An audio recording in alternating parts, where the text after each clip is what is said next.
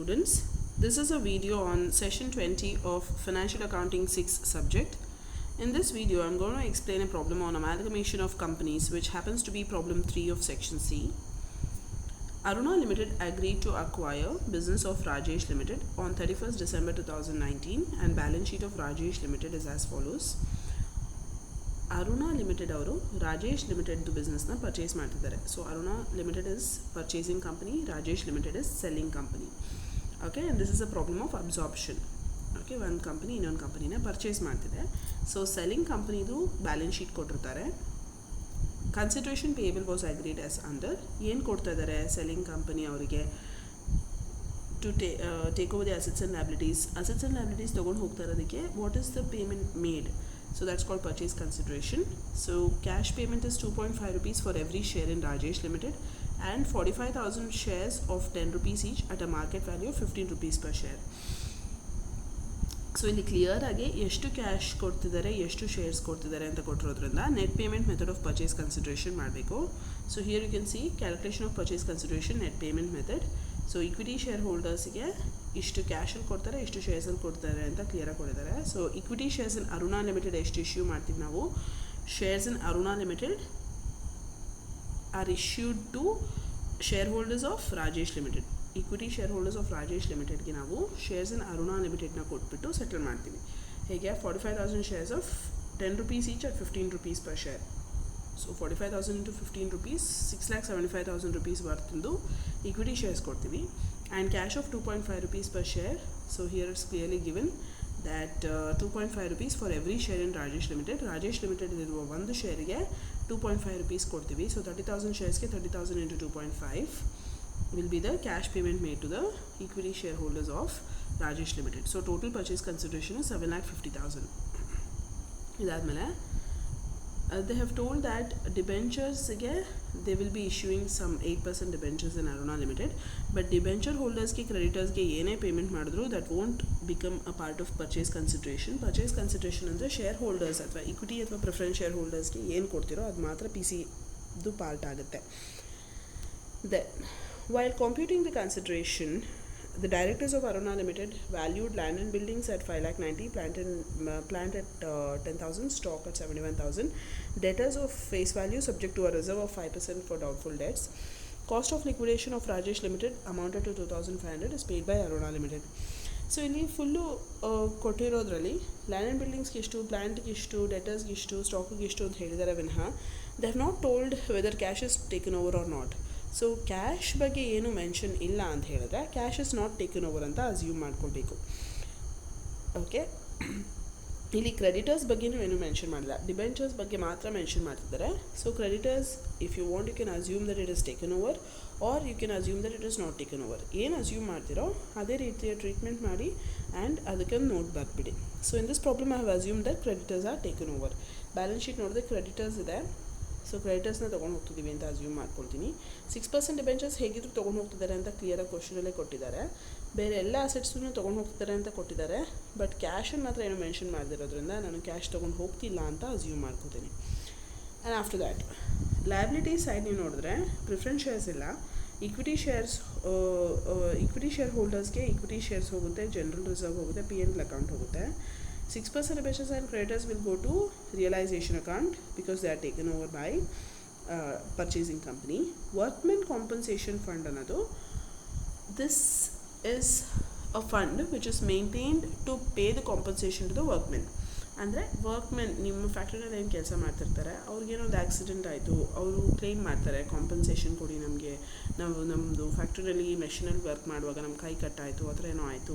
So because of accident they may claim some compensation. So when they claim compensation you make the payment through this fund. ಈ ಫಂಡನ್ನ ಉಪಯೋಗಿಸ್ಕೊಂಡು ಅವ್ರಿಗೆ compensation pay ಮಾಡ್ತಾರೆ. So ಏನಾದ್ರು claim ಇದ್ದರೆ ನಿಮ್ಮ ವರ್ಕ್ಮೆನ್ ಕಡೆಯಿಂದ ಓಕೆ ನಮಗೆ ಪೇ ಮಾಡಿ ಇಷ್ಟು ಕಾಂಪನ್ಸೇಷನ್ ಅಂತ ಯಾರಾದರೂ ಕ್ಲೇಮ್ ಮಾಡಿದರೆ ಆ ಕ್ಲೇಮ್ ಅಮೌಂಟ್ ಮಾತ್ರ ನಿಮ್ಮ ವರ್ಕ್ಮೆನ್ಗೆ ಹೋಗುತ್ತೆ, ಅಂದರೆ ಎಂಪ್ಲಾಯೀಸಿಗೆ ಹೋಗುವಂಥ ಹಣ ಆಗುತ್ತೆ, ಅದು ಔಟ್ಸೈಡರ್ಸ್ ಲಯಬಿಲಿಟಿ ಆಗುತ್ತೆ. ಉಳಿದಿದ್ದೆಲ್ಲ ಫಂಡ್ ಅಮೌಂಟು ಶೇರ್ ಹೋಲ್ಡರ್ಸ್ಗೆ ಹೋಗುತ್ತೆ, ಇನ್ಸೈಡರ್ಸ್ ಲಯಬಿಲಿಟಿಯಾಗೆ ಟ್ರೀಟ್ ಆಗುತ್ತೆ, just like any general reserve. Okay, so ಈ ಪ್ರಾಬ್ಲಮಲ್ಲಿ ಕ್ಲೇಮ್ ಅಮೌಂಟ್ ಬಗ್ಗೆ ಏನು ಮೆನ್ಷನ್ ಇಲ್ಲದೆ ಇರೋದ್ರಿಂದ ಕಂಪ್ಲೀಟ್ ವರ್ಕ್ಮೆನ್ ಕಾಂಪನ್ಸೇಷನ್ ಫಂಡಲ್ಲಿ ಏನು ಹಣ ಇದೆಯೋ ಅಷ್ಟು ಶೇರ್ ಹೋಲ್ಡರ್ಸ್ಗೆ ಹೋಗುತ್ತೆ. ಅಂದರೆ when you are settling the accounts, ಅಂದರೆ ಈಗ ಈ ರಾಜೇಶ್ ಲಿಮಿಟೆಡ್ನ ಸೇಲ್ ಮಾಡುವಾಗ ಇವರ ಅಸೆಟ್ಸ್ ಆ್ಯಂಡ್ ಲಯಬಿಲಿಟೀಸ್ ನೀವು ಟ್ರಾನ್ಸ್ಫರ್ ಮಾಡೋ ಟೈಮ್ನಲ್ಲಿ ಏನಾದರೂ ಕ್ಲೇಮ್ ಇದೆಯಾ ನೋಡ್ಕೋಬೇಕು. ಕ್ಲೇಮ್ ಇಲ್ಲ ಅಂದರೆ ಆ ಫಂಡಲ್ಲಿ ಏನು ಹಣ ಇರುತ್ತೆ ಅದೆಲ್ಲ ಓನರ್ಸ್ಗೆ ಹೋಗುತ್ತೆ. Okay, so that 35,000 is totally going to the owner of the company, that is equity shareholders of the company. Okay, ಇದನ್ನ ನೀವು equity shareholders accountಗೆ ಟ್ರಾನ್ಸ್ಫರ್ ಮಾಡಬೇಕು along with general reserve, P&L account and share capital. Okay, so first thing that you do is preparation of realization account in selling companies books. So realization account ಮಾಡುವಾಗ first step is transfer of all the assets whether taken over or not at book values. So balance ಶೀಟ್ನಲ್ಲಿರುವಂತಹ ಎಲ್ಲ ಅಸೆಟ್ಸನ್ನು balance sheet ವ್ಯಾಲ್ಯೂನಲ್ಲೇ transfer ಮಾಡಿ ತೊಗೊಂಡು ಹೋಗದೇ ಇರಲಿ. But cash is transferred only if it is taken over. Cash ತೊಗೊಂಡು ಹೋಗ್ತಿದ್ರೆ ಮಾತ್ರ ಟ್ರಾನ್ಸ್ಫರ್ ಮಾಡಬೇಕು. ಈ ಪ್ರಾಬ್ಲಮ್ನಲ್ಲಿ ಕ್ಯಾಶ್ ಬಗ್ಗೆ ಏನೂ ಮೆನ್ಷನ್ ಮಾಡದಿರೋದ್ರಿಂದ I have assume that cash is not taken over. ಏನೂ ಮೆನ್ಷನ್ ಮಾಡಿಲ್ಲ ಅಂದರೆ ಕ್ಯಾಶ್ ನಾಟ್ ಟೇಕನ್ ಓವರ್ ಅಂತಲೇ ಅಸ್ಯೂಮ್ ಮಾಡಿ. Okay, all the assets are liabilities are taken over ಅಥವಾ cash is also taken over, ಆ ಥರ ಏನಾದರೂ ಕ್ಲಿಯರಾಗಿ ಕೊಟ್ಟಿದ್ರೆ ಮಾತ್ರ ಕ್ಯಾಶ್ ಇಸ್ ಟೇಕನ್ ಓವರ್ ಅಂತ ಅಸ್ಯೂಮ್ ಮಾಡಿದ್ರೆ ಆಯಿತು. Okay, so in this problem there is no mention about cash taken over or not, so we assume that cash is not taken over.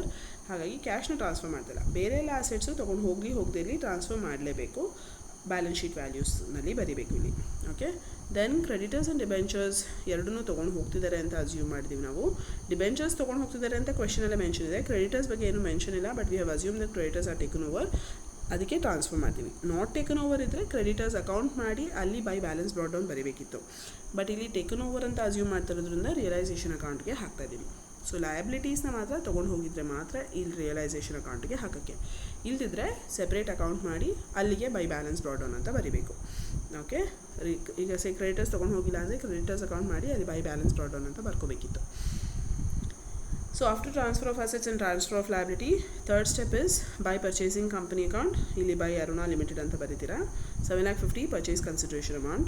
ಇದಾದಮೇಲೆ ಅಸೆಟ್ಸ್ ನಾಟ್ ಟೇಕನ್ ಓವರ್ ಇದೆಯಾ ಅಂತ ನೋಡಬೇಕು. ಅಂದರೆ cash ಬಿಟ್ಟು ಬೇರೆ ಯಾದರೂ ಅಸೆಟ್ಸ್ ನಾಟ್ ಟೇಕನ್ ಓವರ್ ಇದೆಯಾ ಅಂತ. ಈ ಪ್ರಾಬ್ಲಮಲ್ಲಿ ಎಲ್ಲ ಅಸೆಟ್ಸು ತೊಗೊಂಡು ಹೋಗಿದ್ದಾರೆ. Okay, so good will nothing can be done about it. Okay, about goodwill nothing can be done. So goodwill you have to totally transfer it ಅಷ್ಟೇ, ಇಲ್ಲಿ ಬಂದುಬಿಡುತ್ತೆ. ಆಮೇಲೆ ನೀವು ಪರ್ಚೇಸಿಂಗ್ ಕಂಪ್ನಿ ಬುಕ್ಸ್ನಲ್ಲಿ ಜರ್ನಲ್ ಎಂಟ್ರೀಸ್ ಬರೆಯುವಾಗ ಅಲ್ಲಿ ಬ್ಯಾಲೆನ್ಸಿಂಗ್ ಫಿಗರ್ ಆಗಿ ಬರುತ್ತೆ goodwill.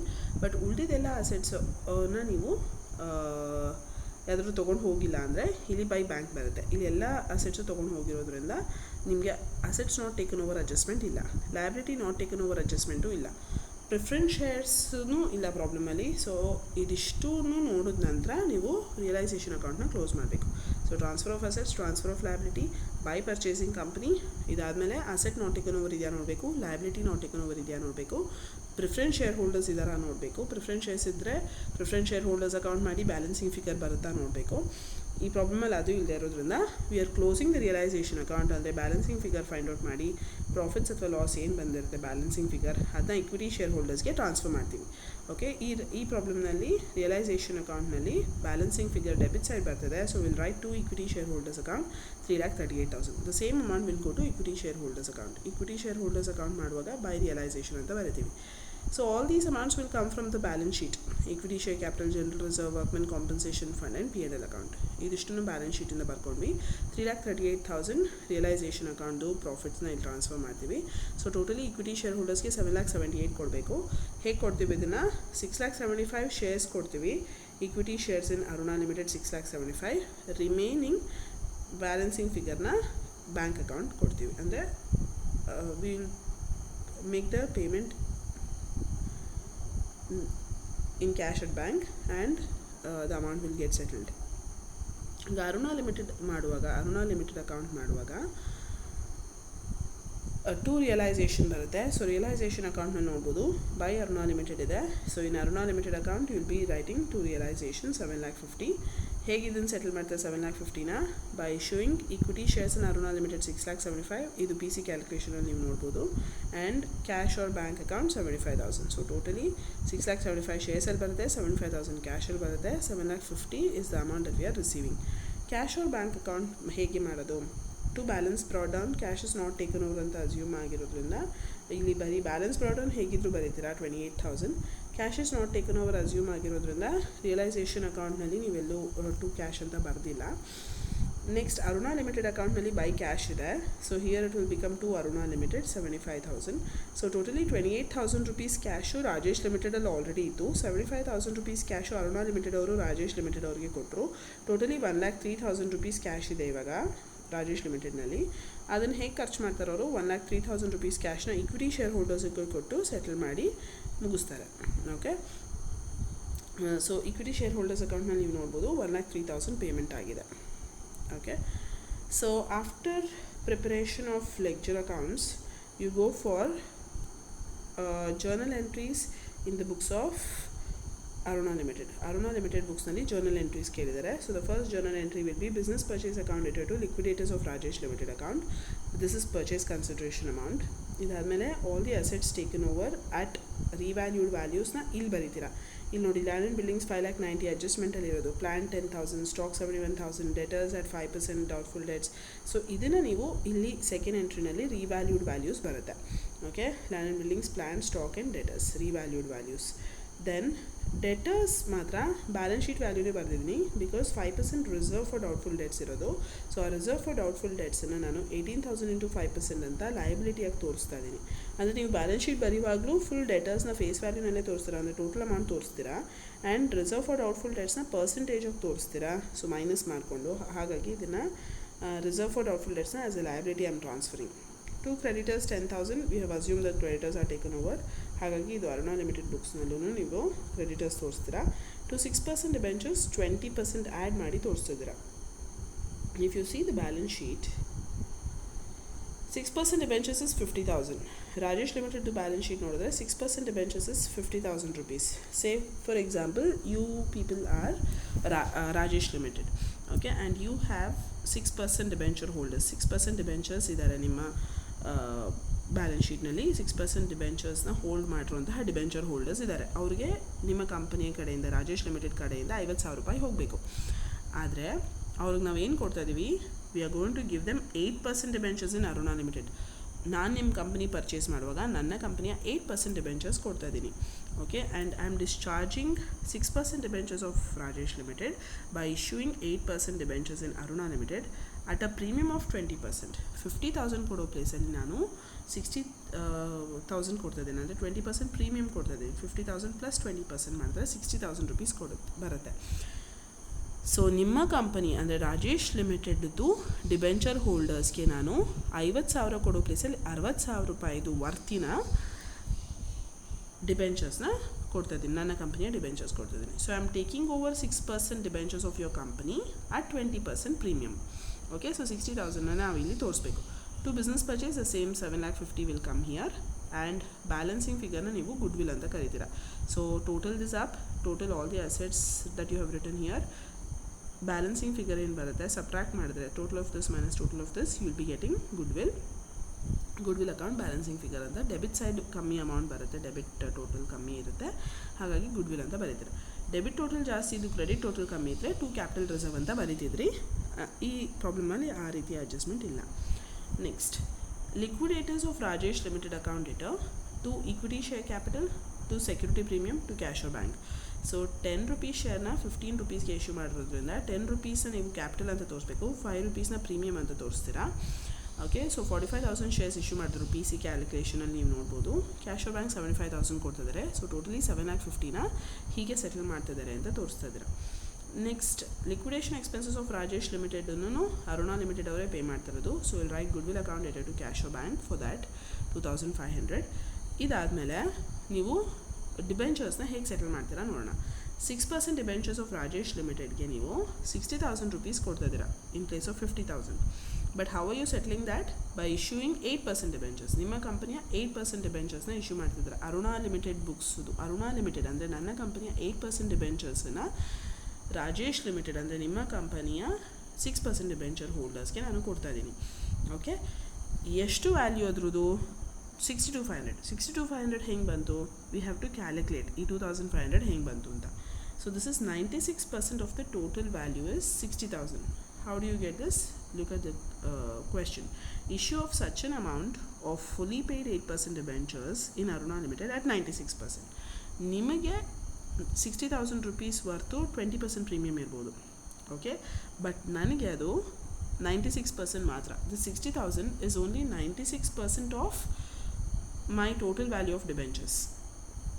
So ನನ್ನ ಟೋಟಲ್ ವ್ಯಾಲ್ಯೂ ಆಫ್ ಡಿಬೆಂಚರ್ಸ್ ಏನಿದೆ ಅದ್ರದ್ದು ಬರೀ 96% is 60,000. So how much is 4%? ಬಾಕಿ ಎಷ್ಟು, ಅಥವಾ 100% ಎಷ್ಟು ಅಂತ ನೀವು ನೋಡಿದ್ರೂ ಬರುತ್ತೆ. ಇಲ್ಲಿ 100 ಅಂತ ಹಾಕ್ಬಿಟ್ಟು ಎಷ್ಟು ಅಂತ ನೋಡಿಕೊಂಡು ನಿಮಗೆ 62,500 ಬರುತ್ತೆ. ಓಕೆ, ಸೊ 4% ನೀವು ನೋಡ್ತಿದ್ದೀರಾ ಅಂದರೆ you will be doing 60,000 into 4 divided by 96, you will be getting 2,500. If you want to check 100, you will be doing 60,000 into 100 divided by 96 ಮಾಡಿ 62,500 ಬರುತ್ತೆ. Okay, so 62,500 is 100% value, but 60,000 is only 96% value of my company's debentures. Okay, so 4% is a discount that you are giving. So I hope you understood this calculation. So ಈ discount amount ಏನಿದೆ 2,500, ಇದನ್ನು ನಾನು ನನ್ನ security premium account ಅಗೇನ್ಸ್ಟಾಗೆ write off ಮಾಡ್ತಾಯಿದ್ದೀನಿ. ಅಂದರೆ balance ಶೀಟ್ನಲ್ಲಿ ನಾನು ಹಾಗೆ ನನ್ನ ಕಂಪ್ನಿ ಅರುಣಾ ಲಿಮಿಟೆಡ್ದು ಬ್ಯಾಲೆನ್ಸ್ ಶೀಟ್ ಮಾಡುವಾಗ discount on issue of debentures ಅಂತ ನಾನು ತೋರಿಸಲ್ಲ ಅಸೆಟ್ ಸೈಡ್ನಲ್ಲಿ, ಅದನ್ನು ನಾನು ಸೆಕ್ಯೂರಿಟಿ ಪ್ರೀಮಿಯಮ್ನಲ್ಲೇ ಸಬ್ಟ್ರಾಕ್ಟ್ ಮಾಡಿ ತೋರಿಸ್ತಿದ್ದೀನಿ. ಅಂದರೆ ಸೆಕ್ಯೂರಿಟಿ ಪ್ರೀಮಿಯಮ್ ಅಕೌಂಟ್ ಇಟ್ಟು discount on issue of debentures ಅಂತ ಸೆಟ್ ಆಫ್ ಮಾಡಿಬಿಡ್ತೀನಿ ಅದನ್ನು 2,500 ರುಪೀಸ್. ಸೊ ಸೆಕ್ಯೂರಿಟಿ ಪ್ರೀಮಿಯಮ್ ಅಕೌಂಟ್ನಲ್ಲಿ 2,25,000 ಏನಿದೆ ಅದರಲ್ಲಿ 2,500 ಕಮ್ಮಿಯಾಗಿ ಬ್ಯಾಲೆನ್ಸ್ ಅಮೌಂಟ್ ಮಾತ್ರ ಬ್ಯಾಲೆನ್ಸ್ ಶೀಟ್ನಲ್ಲಿ ನೀವು ತೋರಿಸ್ತೀರಾ. So I hope you have understood this problem. These are the only set of journal entries that you should be passing in Aruna Limited's books, that is purchasing company's books. Balance sheet kelilla. So this is a 24 marker question again in one of the previous year question papers it was given. So if you have any further doubts, you can always feel free to contact me. Thank you so much.